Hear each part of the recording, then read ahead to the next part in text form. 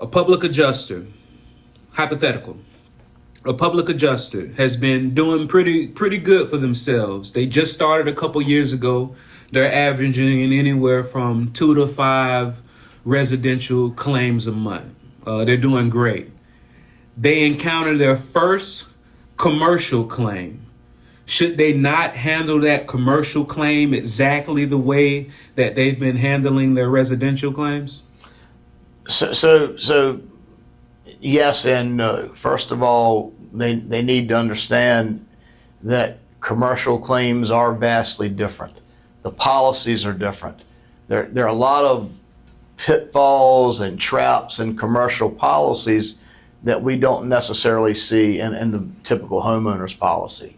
So that's where getting into that policy and really like studying that and learning it is going to be so critical. And I believe I said that over at the event at Crispy's, was if I could tell you anything, go read the policy. Mm-hmm. But I say that because if it's a HO3 policy, go read every page of it. We actually take the policies when they come to us as attorneys, and we go through the initial forms page and we highlight every form. And then we go through and we make sure and check them off as we encounter that form in the policy. Mm-hmm. And the reason we do that is because I can tell you there are plenty of times where a page or two or a certain form may be left out when we get the policy. And it seems to always be the page or two that has the favorable language that would have opened up coverage. Mm-hmm. And so circling back to the commercial claims and why you need to treat everything differently yet the same, if you've got a process and it works and you do the same thing on every single claim, then you don't miss anything as long as your process is good. Mm-hmm. So if part of your process is as soon as I sign the client and I send off my letter of rep, first thing I ask for is the complete policy. And then when I get that complete policy, the next thing I do is then sit down with it and go through and read it. Then yeah, you need to do all those things on every single claim. Do it the same way, but you need to realize that the commercial claims certainly have more pitfalls. There are less protections, in my opinion. You know, the matching statute, for instance, doesn't apply to commercial claims here in Florida. So you need to know those things, because if you start talking about matching on an office building on a commercial claim, you know, you're probably not going to get that claim paid that way. Please tell people who you are and what do you do. So my name is Donnie Worrell, and I'm an attorney over at the Bush Law Group. And for those of you who do not know about the Bush Law Group, we're what I call a one-trick pony. We only do one thing in this office, and that's represent the insureds against the insurance industry and against the carriers. So I kind of say it like this: when there's a dispute with the insurance company, we're on the good side, on the side of the insureds. Mm-hmm. Yep. So is it not okay for a homeowner or a commercial property owner to go to any attorney because they have the skill set of what it takes to get it done? Well, you know, it's always good to have an attorney who focuses on a certain area, just like a doctor. So, you know, if I'm going for a heart transplant, I don't go to a hand doctor. I go to a heart doctor. And the same thing with a property damage claim. You don't want to go to a family law attorney. You want to go to an attorney who deals specifically with insurance claims. Mm-hmm. So it's the same principle as how you would choose your doctor. So it seems like it's likened to a primary care physician and a specialist. The primary care physician and the specialist, they both went to the same medical school. They both did the same residency. It's just one of those doctors decided to focus on one thing, where the other wanted to learn a little bit about everything. And that's right. You know, if you think about it, say a roofing contractor, he may have an attorney who drafts up his contracts or deals with his day-to-day business operations, like a general counsel, and they do a little bit of everything. But they may not necessarily handle assignment of benefit claims for that contractor. So, you know, it's a very nuanced field. The law in this area is constantly changing. Mm-hmm. I mean, we literally have cases that are going to trial within the next month, and some of the main issues involving those cases just had decisions that are going to affect what happens in our case by other cases. Mm-hmm. And so if you're not up to date on that and you don't know it, then your client's going to essentially not get the benefit of those new decisions. So it sounds like the insured, if they did choose an attorney that didn't specialize in first party property loss, it sounds like even if the attorney wasn't aware that these changes just happened because they weren't specializing in, they might not necessarily get the benefit of the doubt as far as having prejudice being held with or without. That's exactly right. You nailed it. Matter of fact, that's one of the issues that's coming up is about prejudice and whether or not certain post-loss obligations, when they're failed to be met by the insured, whether or not that creates what we call a rebuttable presumption of prejudice, which we have to overcome, or whether the carrier actually has to prove that prejudice. And so that's one of the cases just recently came out down in the fourth DCA, and it's actually going to be a benefit to us in our upcoming trial because of certain language in the policy.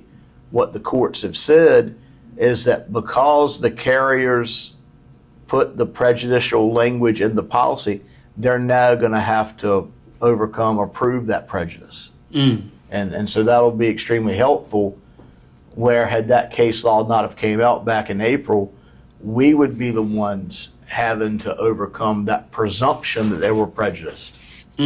So is that similar to something, is that not similar to ambiguity with contract of adhesions?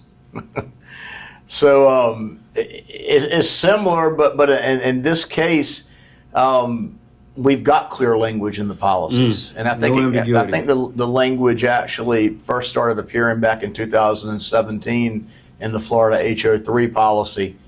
People's Trust uses it, Citizens uses it. Most of the carriers use the same language in these policies, and that language that they put in there regarding the failure to meet certain post-loss obligations. And if they fail to meet them and it's prejudicial to them, the carrier, they're able to deny the claim. Well, because they put that language in there again, now they've got to prove it. So is it not like what? It sounds like it's like a substantial compliance type of issue. It is. It is. Really what it is it's an issue where once it's proven that the insured breached on our side, and we're talking about a material breach, how do we determine if that material breach knocks the case out, so to speak? And so what we then look to was whether or not the carrier was prejudiced. Okay. And up until this point, and this is only in one DCA in the fourth, but up until this point, what they had been applying down there was like a two-pronged test. Number one, was there a breach? And if so, was the insured able to overcome that presumption of prejudice? And so now what we're going to have is rather than us having to overcome the presumption that the carrier was prejudiced, they're going to have to actually put on evidence and prove that they were prejudiced. And that was very well spoken. And I think that's one of your skill sets, right? Because I know you niche down to only doing first party property loss, but even going deeper, what part of the process does the team at Bush Law trust in you? Like they say, all right, this needs to get done. It needs to get knocked out of the park. Give it to Donnie. Well, so I've got a fairly interesting background, and I'm going to answer your question, Randolph, but I'm going to do it by giving you a little bit of background. So I grew up in a small town. My father was an attorney. He had a little one-man shop. And so I knew at a very young age that's what I wanted to do, was to follow in his footsteps. And so I went to law school. I really, at the time, I thought I may come out and be a sports agent or something like that. But it didn't work out. And so I found myself eventually here at the Bush Law Group. And along the way, prior to practicing law, I was fortunate enough to gain a lot of sales training. And one of the things that I tend to really strive to be good at, and not just good but great, is client communication, referral source communication. That matters to me because this is all about relationships. And I pride myself on having good, strong relationships with our referral partners and with our clients, because that's how we're going to grow this thing. And so what Stephen has really entrusted me to do is become the first point of contact, whether it's, a new public adjuster that wants to know more about our firm. I'll be the one to make first contact, or whether it's a retainer call with a prospective new client, I'll be the one to answer the retainer questions.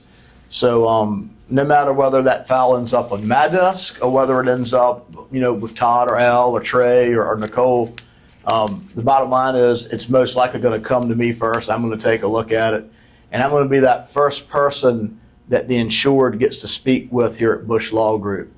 And so for me, it's important that we're sensitive and cognizant of the fact that not everybody deals with lawsuits all day, every day like we do. Mm-hmm. And so the insureds, they may be a little apprehensive, or maybe that's not a good word, but just unsure of the process. And so I want to really make sure from day one that what I'm doing is I'm being comforting. I'm letting them know that we care and that we're going to do a good job for them, and that they're not wrong by moving to litigation, that they've got a right to do it, and they should do it because the carriers breached the contract. Sounds like you're the closer.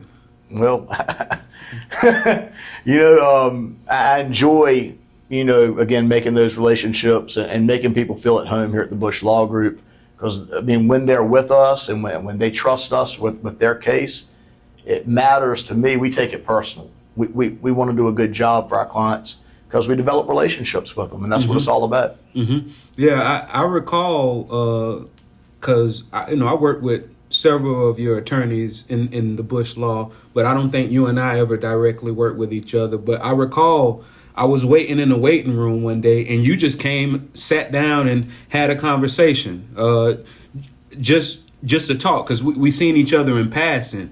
Is that something that you go out, like if you've seen somebody in multiple places and you notice they haven't made an effort to come talk to you, do you consciously go after them? Well, I like to talk to people. I like to talk in general, and so I believe that day that you remember being there in the office. It was over at the old office. Yes. Mm-hmm. You had a client maybe going through a mediation or something. Mm-hmm. I went to the kitchen to get a Diet Coke or a coffee, and I saw you sitting out there. First thing I'm going to do is reach out. I believe we had met the first time at the office when you came in to introduce yourself as an appraiser in the area. Oh, yeah. And so anytime they're professionals in our industry that are in our area, I want to know more about you. I want to talk to you. I want to find out, things that interest you, and get things and find out if we have things in common. But certainly, it was important to me when I saw you sitting out there to see if you want anything to drink, see what was going on, and get to meet you and know you a little bit better. And I distinctly remember, because I showed up to the office, first time meeting y'all in person. I think I had on some distressed jeans. I had tennis shoes on, right? I was dressed like I was about to head out somewhere to, meet up with friends. But that didn't deter y'all from actually talking to me and getting to know what I can offer. Truth be told, I was probably just about as casual in there that day. So then we hit that off immediately. Uh-huh. Yeah. No, that's good. So all right. So how long have you been doing this? So I've been doing first party property work since 2018, and so going on 4 years now. 4 years, and I tell you, it's a great field to be in. I love it. It's interesting. A lot of it is the same. We do the same things over and over again, but it's always changing and always different at the same time. If that makes sense. Mm-hmm. What's something you know now that you wish you knew 4 years ago?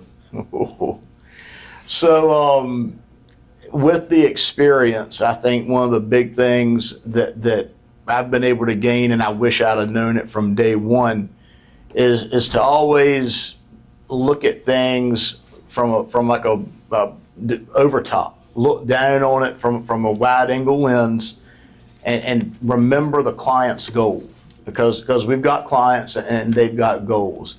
And we can get so caught up in the minutia and the civil procedure and the litigation that we got to remember that at the end of the day, there's most likely somebody whose house is torn all to pieces. They're not able to use maybe a bathroom that they would normally use or a kitchen that they would normally use. And it's affected their life.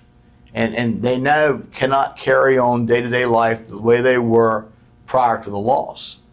And so it's important that we remember that and remember what their goal is, which is to get their home, their business, their property put back together like it should be.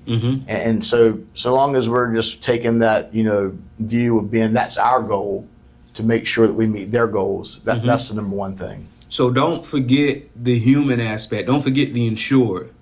Because since I've become a public insurance adjuster, 3 months seems like 3 days relatively.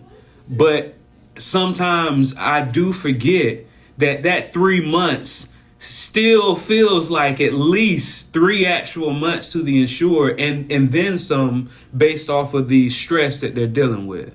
Absolutely. For them, it's every day.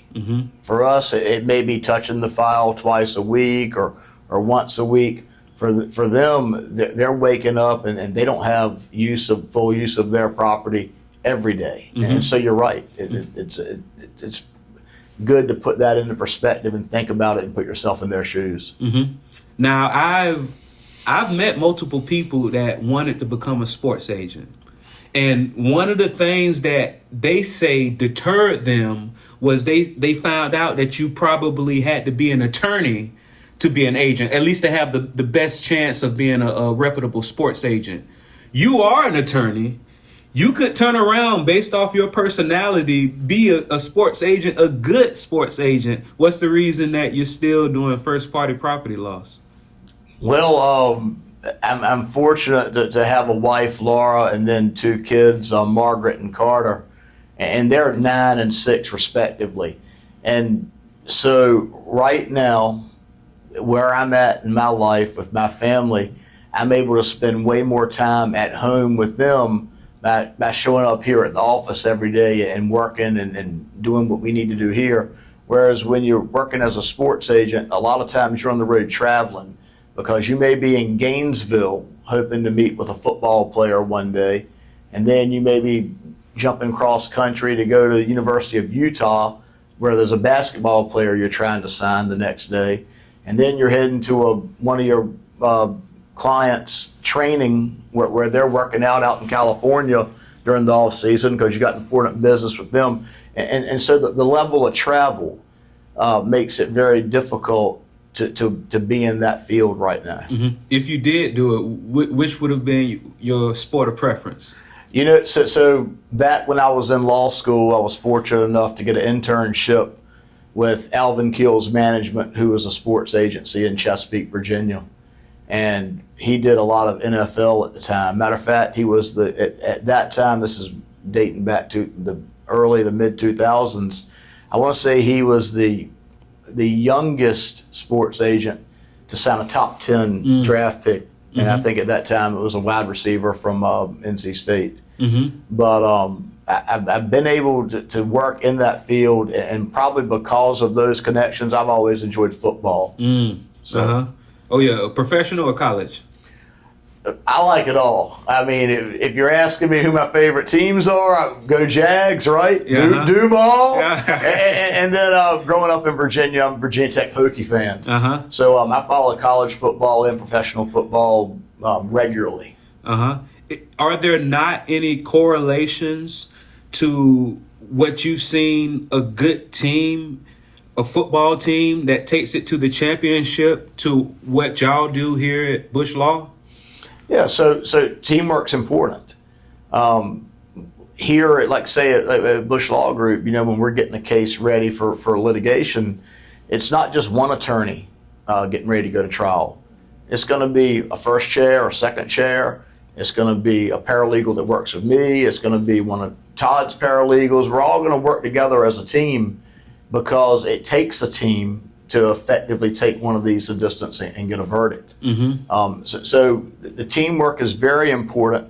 I think one of the things that sets us apart here at Bush Law Group, and again, a successful football team, I hate to use the Patriots, but I'm going to use them as an example here. They're built organizationally very soundly from the top down. The leadership in New England has set the tone. Now, Tom Brady helped with most of those, if not all those championships, but Belichick, Robert Kraft, the whole organization had the same goal, and they were willing to put egos, personal accolades aside for the better of the team, and you see the results. So here at Bush Law Group, we're very fortunate with Stephen to have a very like-minded leader. Sure, he could be out there taking all the credit for growing this thing and for being in charge, but he doesn't do that. Every time there's a speaking engagement, just like me and you talking right now, Stephen could be in here doing this and getting the glory, so to speak. But he'd allowed me to get that opportunity here. Whenever we're speaking, doing a seminar on post-loss obligations, you don't just see Stephen, you see Trey, you see Al, you see myself. All of us get to share in that. And so I think that's where Stephen really shines. He could obviously let it go to his head, all the success, and he could be out there stealing all the glory, but he wants us to grow. He wants us to get the accolades. Absolutely. Yep. And one thing that you probably won't see a top Super Bowl champion team do is have free seminars on how did we do it, right? But that's something that y'all do. How often do you do the CE for public insurance adjusters and insurance restoration professionals? So that really kind of took off right around the time that COVID shut everything down. We were used to going to FAPIA and to WIND and to the various conferences where we'd all network and meet and we'd get an opportunity to spend time with public insurance adjusters, with contractors. And so when COVID kind of shut all of that down, we got to brainstorming on what can we do, because you all still need the credits. Sure, you could probably get them online or something like that if you had to, but there's no human interaction there. And so we started putting together, we had, I think, one initial class in post-loss obligations. It was about 1 hour long. So then we took it and we said, well, what can we do here? How can we develop this? And we came together, and all the attorneys each created their own presentation, and we ended up with 7 credit hours. And now we've been fortunate enough, and I say blessed enough, to be able to take that not just across the state of Florida. We've done them in Orlando. We've done them here in Northeast Florida. We've done them in South Florida. But we've been able to take this across country. And we've been able to do this and partner with some of the best in the industry to bring this to public adjusters throughout the country. And so it's one of those things. Do we have the next one planned yet?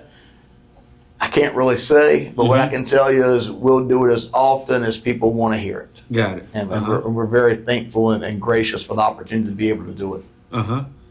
Is there not a specific skill set that an attorney, because a lot of attorneys don't even know this section of the law exists, first party property laws. Is there not a specific skill set or a personality type that fits good on working these type of files as an attorney? So I think you got to think about the industry that we're in, first of all, and realize that, there are a lot of big personalities in this industry. There are a lot of alphas out there, guys who've made it a career in sales. When you think about some of the stars in the roofing industry, those guys hone their skills, guerrilla marketing, if you will, or going door to door. And so it's public adjusting, the same thing. You don't just grow that business by sitting there waiting for the phone to ring. You got to be aggressive.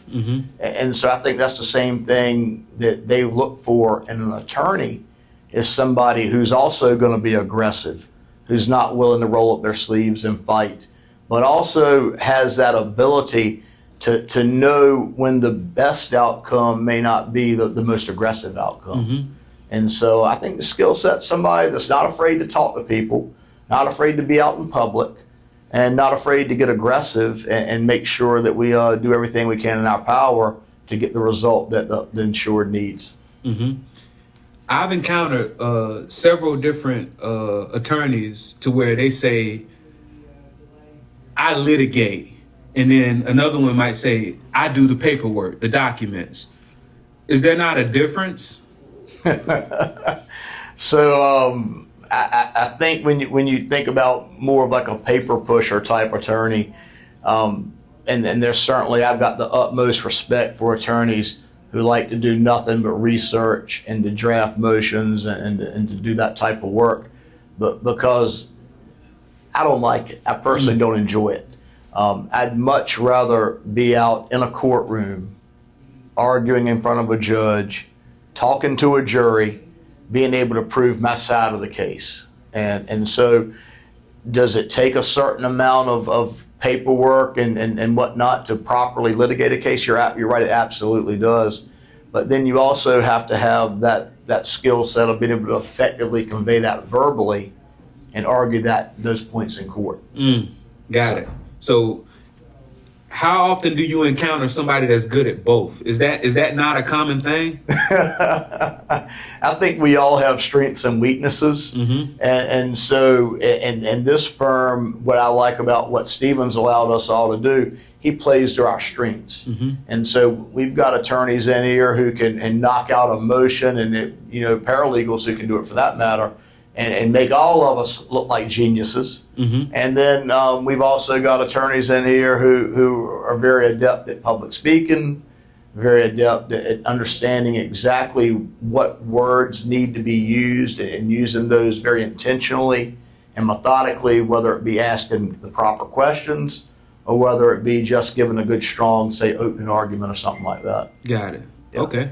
If a public adjuster is considering an attorney's office to work with, right, to refer their clients to, is it not important to know, I guess, how long their paralegals have been with them? Is it only the attorney's tenure that's important, or is it not important also to know the administrative and how long they've been there? So I think the most important thing, and I don't want to like sidestep your question because it's a good question, but it's understanding the culture at that firm, and because when we're hiring new attorneys, when we're hiring additional staff, we're looking for someone who's going to fit here in the office and fit in our culture. It's going to be somebody who has a certain personality, who probably has a specific skill set or a specific background. I know that here we look for attorneys who are cross-licensed. Like I'm also licensed up in Virginia. Al is licensed up in Georgia and New Jersey. We're looking for attorneys who not only can practice here in Florida, but can do this nationwide in various jurisdictions. What I look for when we're looking for specific paralegals, we're looking for ones who have litigation experience, one who've spent a lot of time in the courtroom getting cases prepped up for trial, because that's what we do here. So we're looking for certain skill sets, and it's important to know the staff, because as you know, Katie is the gatekeeper here. And anything that gets to Stephen goes through Katie first. And he how many times have you heard him say it? I mean, I feel like I say it. But the bottom line is that she's been here since day one. And we know and trust her as office manager, and she handles things for us. And that allows us to go do our job. Absolutely. And definitely y'all do a good job. I mean, from my own personal experience and from what I heard of people, what made you decide to come out to the Entrepreneurs podcast get together? So I heard it was going to be a pretty cool event amongst professionals in our industry here in Jacksonville. And so, quite frankly, about in the last couple of months, I've been to Galveston, Texas, Nashville, Tennessee, Dallas, Texas. I've been to events all over, but to have one right here in our hometown in Jacksonville, I wouldn't have missed it for anything. Absolutely. And to know that you were the one heading it up, I knew that it was going to be good, solid professionals that were going to be there, people who are very like-minded, and so it's just an opportunity to get together and talk shop, fellowship together, and that's what it's all about. Yeah, it was definitely good. And one thing that I liked, it seems like Bush law is always integral parts of when I'm transitioning to different things in this industry. Because like when I first met y'all, I wasn't even a public adjuster. It was actually Steven. What is it? Here's a what they call not a tidbit, but here's like a fun fact. Steven was the first person that said you should become a public adjuster. How about that? He was the first one, and within 2 weeks, I was a public adjuster. That's awesome. Yeah. So I mean, definitely integral. And now that I'm moving into the media business development space, for y'all to be one of the first sponsors is it goes right in line. Well, it's certainly we want to be a part of things here. Mm-hmm. You support us, and we certainly value that partnership, and we want to do everything we can to support your ventures. Mm-hmm. But because we recognize that we're both very like-minded, Bush Law Group, and the Entrepreneurist podcast, mm-hmm. all of your public adjusting, we tend to mesh well together because we both do things at a high level. Absolutely. And so we want to continue to see all of this flourish. A public adjuster, hypothetical. A public adjuster has been doing pretty good for themselves. They just started a couple years ago. They're averaging anywhere from 2 to 5 residential claims a month. They're doing great. They encounter their first commercial claim.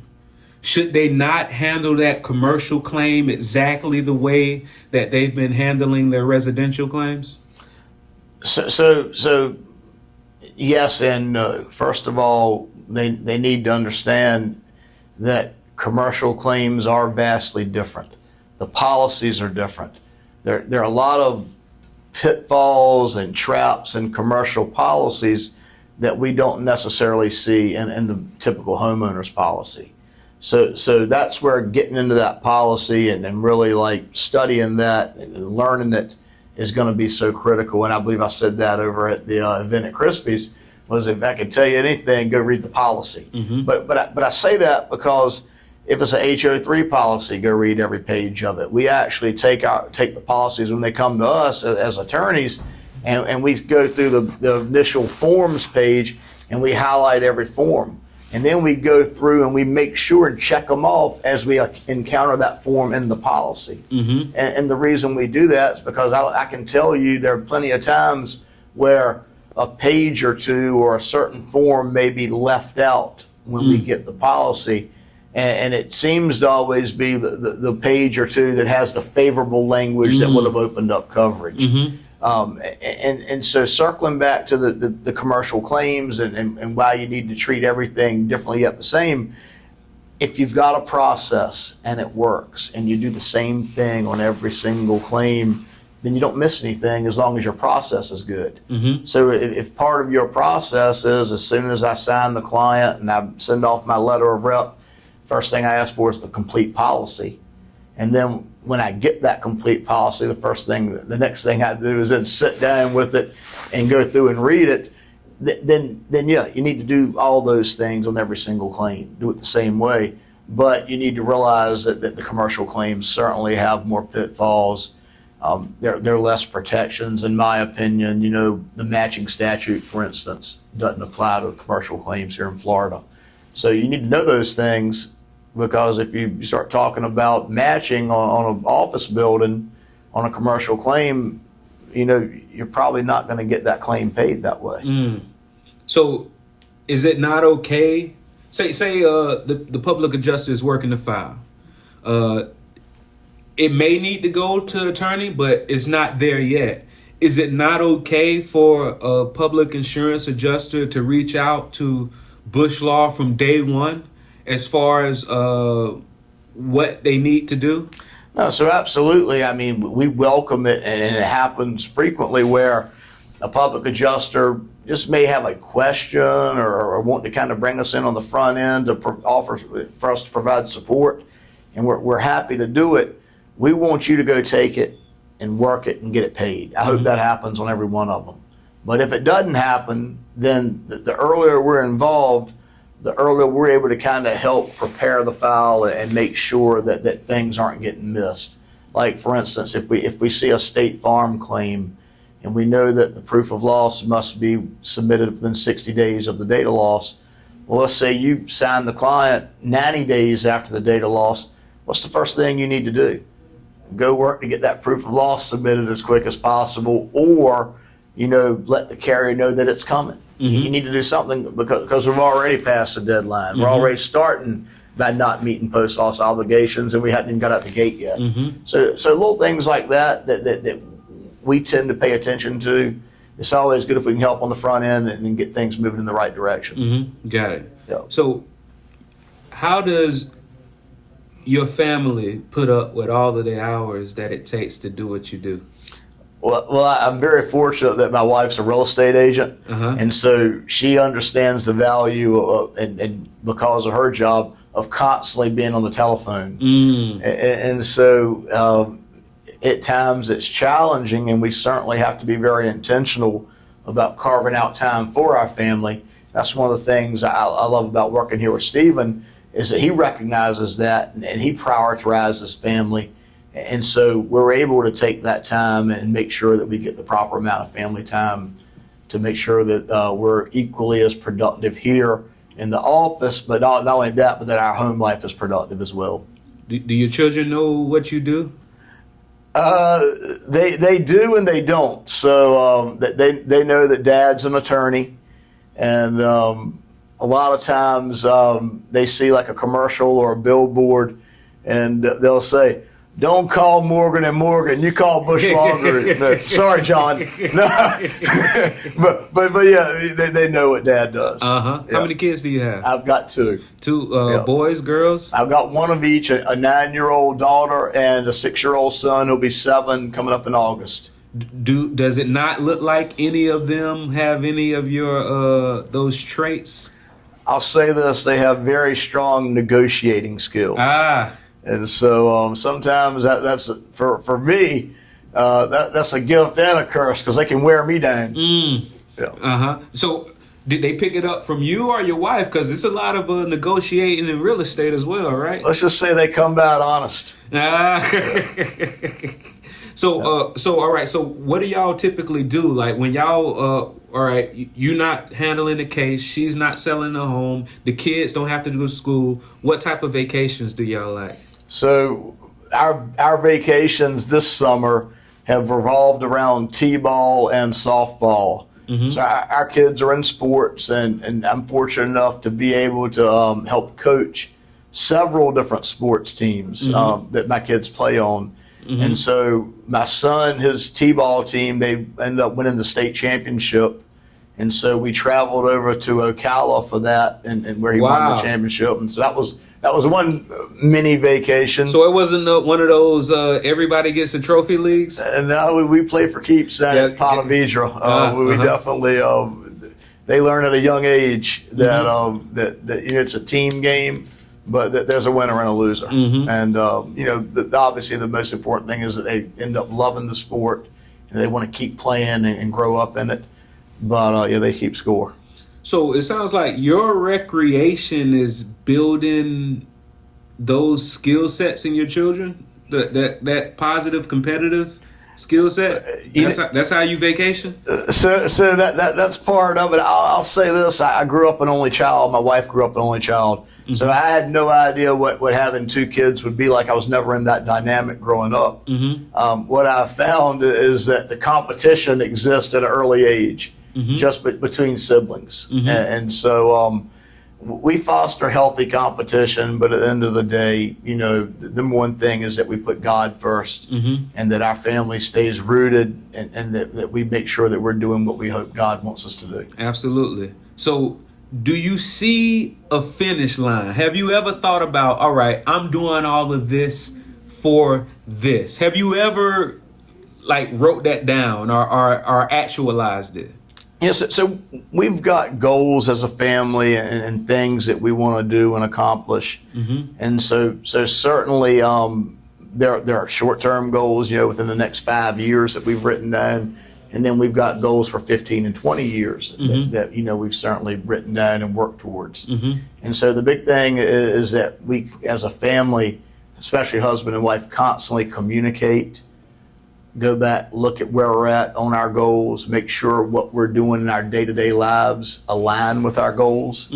And, again, just if we know that if we put God first, we trust that He's going to put us where we need to be to accomplish those goals. And if not, He's got bigger goals for us anyway. Absolutely. Yeah. And since both of y'all are seasoned negotiators, because it's ways that you talk to people to get the best out of the conversation, right? And that's good negotiation, good sales, right? But because y'all know these things, it might seem like, don't use that on me, right? Do y'all find yourselves having to talk different because both of y'all are such, even though y'all know this is how you talk to get what you want, but we have to talk different just to appease each other? Yeah, so there's definitely a little bit of, we'll catch ourselves, and especially I'll catch myself asking certain questions to get desired results or desired answers. You're 5 questions down. Yeah, and so I have to sometimes check myself, but my wife's very forward, and she's very aggressive. She's probably more aggressive than I am, and so she's real quick to let me know that's not going to work on her. Yeah, and that's the way they say a lot of carrier counsel does. They ask, because that's what your spouses say. I feel like I'm in a deposition. I feel like I'm in an inquiry. The opposing counsel, right? They're asking questions 5 questions down because they know where they want you to go. Is it not important to bring in an attorney if you are asked to do EUO, examination under oath? Yeah, absolutely. So keep in mind with the EUO, examination under oath, what we're talking about, it's a mechanism of the policy. So it's like a deposition in the sense that it's usually a skilled attorney asking the questions. The difference is, instead of it being part of the discovery phase of a lawsuit, the EUO is part of the, I guess you call it the investigative phase of the claim. And so while it may seem like, hey, they want to take an examination under oath, they want to ask me a few questions, I can handle this is no big deal. What the insureds and public adjusters, contractors, everybody need to realize is that this isn't just asking a few questions just so we can clarify a couple of points. This is a skilled attorney laying the groundwork most likely for a denial or for a reason not to pay a claim. And so when you go into a setting like that, one, they're going to be asking for a lot of documents most of the time that you're going to have to get prepared and get together. Well, part of the services that we offer here are sitting down with you ahead of time and gathering all the documents and putting them in the proper order and going through them so that when the questions come, we know already what's going to be asked and why it's being asked and how to answer the question properly. So yeah, that's definitely something that we do here at Bush Law Group, is even if we're not retained for a dispute yet, we're glad to sit for an EUO and make sure that you're ready and prepared to do that. So it sounds like where a bad EUO with your spouse might get you a night on the couch, a bad EUO with a carrier counsel could get your entire case dismissed. Absolutely. So it would lead to a claim denial most likely. And then depending on what was said during the EUO, because again, it's under oath, it may turn out to be testimony that later on sinks the claim once it's even in lawsuit. So yeah, absolutely. Absolutely, man. Donnie, I want to thank you so much for spending this time with me and having this conversation and coming out and supporting the first Entrepreneurs Podcast event, man. Appreciate it. Absolutely. I'm glad that we were able to be a part of it. I appreciate you giving me this opportunity here today. And a little birdie told me there may be a second one in August. Hey. So I don't want to leak anything, but hey, we'll most likely be there too. I appreciate it, man. Please tell people once again who you are and how to get in touch with you. Yeah, so my name is Donnie Worrell. I'm a first-party property attorney here at the Bush Law Group.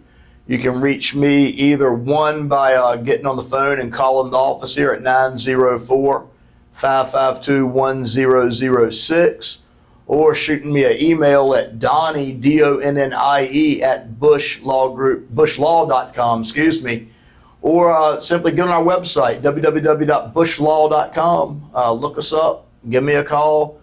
Love to talk to you.